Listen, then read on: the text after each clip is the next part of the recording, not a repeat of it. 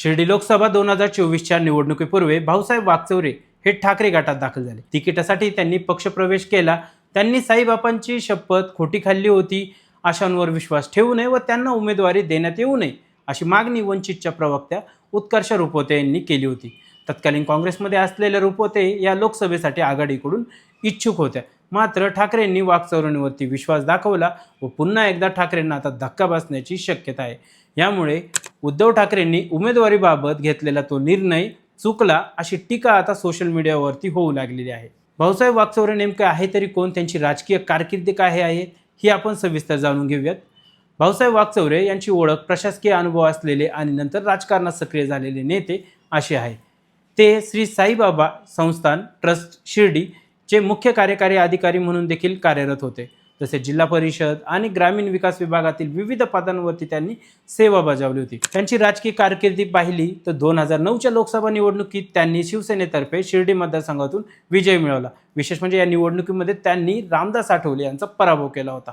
2014 मध्ये त्यांनी शिवसेनेला बाय बाय करत भारतीय राष्ट्रीय काँग्रेसमध्ये प्रवेश केला।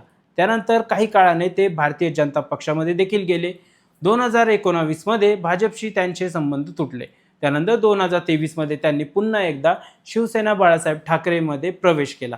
2024च्या लोकसभा निवडणुकीत शिर्डी मतदारसंघातून शिवसेना बाळासाहेब ठाकरे पक्षाचे उमेदवार म्हणून त्यांनी विजय मिळवला आणि दुसऱ्यांदा लोकसभेत पोहोचले। ऑपरेशन टायगरच्या या सर्व गोष्टींवरती संजय राऊत यांनी देखील जोरदार टीका केलेली आहे।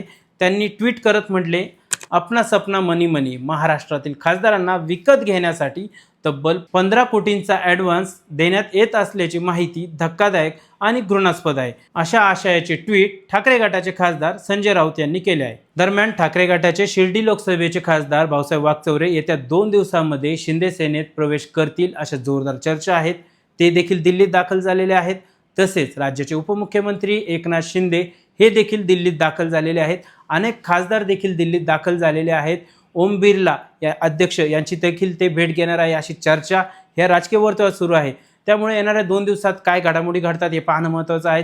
खरंच भाऊसाहेब वागचौरे यांनी जर शिंदे गटात पक्ष प्रवेश केला तर ठाकरे गटासाठी हा मोठा धक्का मानला जातो आहे। त्यामुळे येणाऱ्या 2 दिवसामध्ये काय निर्णय होतात हे पाहणं महत्त्वाचं आहे। दरम्यान या ठाकरे गटाच्या खासदारांचा जो पक्षप्रवेश शिवसेनेत होणार आहे त्यांनी घेतलेल्या या निर्णयाबाबत तुम्हाला काय वाटतं? आपली प्रतिक्रिया आम्हाला नक्की कळवा। तसे आमच्या YouTube चॅनलला फॉलो करायला विसरू नका। धन्यवाद।